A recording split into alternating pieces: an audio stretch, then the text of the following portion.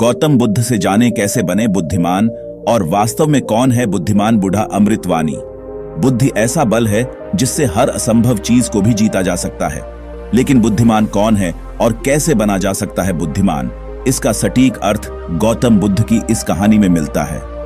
बुद्धिमान यह ऐसा शब्द है जिसे तारीफ और तंज दोनों की अंदाज में कहा जाता।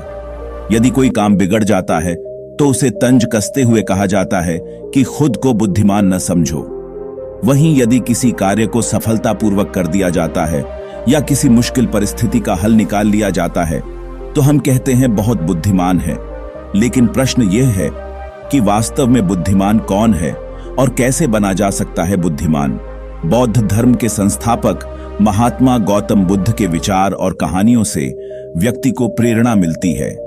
गौतम बुद्ध के जीवन से जुड़ी ऐसी एक नहीं बल्कि कई कहानियां हैं जिससे कई समस्याओं का हल मिलता है।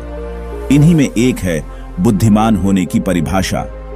बुद्धिमान की परिभाषा और इसका सही अर्थ गौतम बुद्ध के जीवन से जुड़ी एक कहानी पर आधारित है। बुद्धिमान से जुड़ी गौतम बुद्ध की कहानी एक गांव में एक लड़का था जिसका दिमाग बहुत तेज था। उसकी यह खासियत थी कि वह किसी भी चीज को बहुत ही आसानी और कम समय में सीख लेता था, जबकि उसी चीज को सीखने और समझने के लिए अन्य लोगों को काफी समय लग जाता था। लड़के की यह ख्याति दूर दूर तक फैल गई। सभी लड़के की तारीफ में कहने लगे कि उसके जितना बुद्धिमान कोई नहीं है।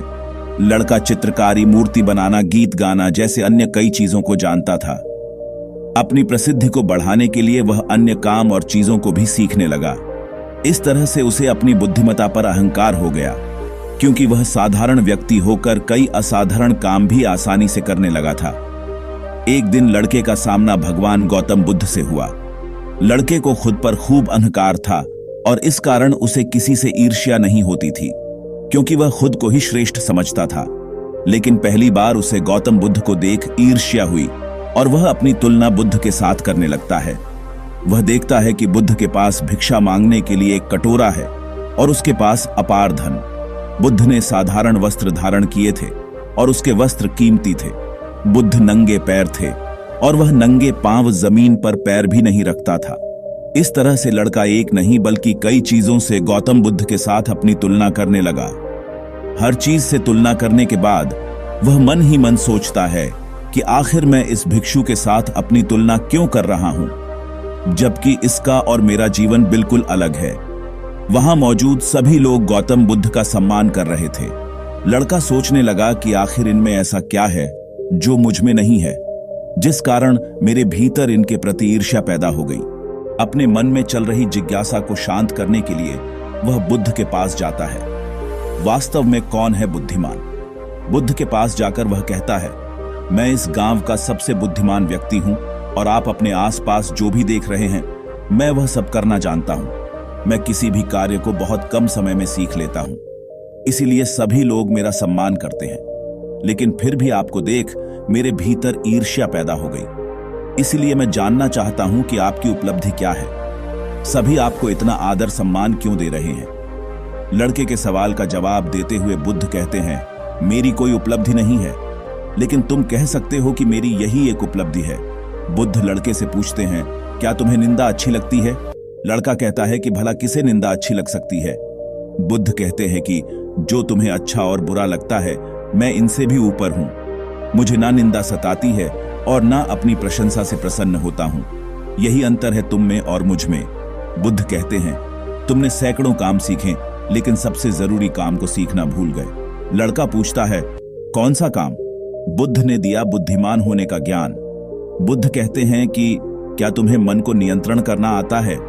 ये बात सुनकर लड़का समझ जाता है कि उसे बुद्ध से ईर्ष्या क्यों हुई। बुद्ध कहते हैं, जिसने संपूर्ण जगत जीत लिया लेकिन अपने मन को नहीं जीत पाया, उसने कुछ भी नहीं जीता। वहीं जिसने अपने मन को जीता लेकिन अपना सब कुछ गंवा दिया, फिर भी उसने सब कुछ जीत लिया। बुद्ध की यह बात सुन लड़के का अहंकार टूट गया। उसने बुद्ध से कहा कि क्या आप मुझे अपने मन को जीतना सिखा सकते हैं? बुद्ध कहते हैं, जरूर, लेकिन इसके लिए मैं तुम्हारी सभी उपलब्धियां छीन लूंगा। लड़का कहता है, मैं तैयार हूं। इसके बाद से ही लड़का ध्यान लगाने लगता है, क्योंकि ध्यान से ही मन को वश में किया जा सकता है। डिस्क्लेमर, यहां मुहैया सूचना सिर्फ मान्यताओं और जानकारियों पर आधारित है। यहां यह बताना जरूरी है कि किसी भी तरह की मान्यता जानकारी की पुष्टि नहीं करता है। किसी भी जानकारी या मान्यता को अमल में लाने से पहले संबंधित विशेषज्ञ से सलाह लें।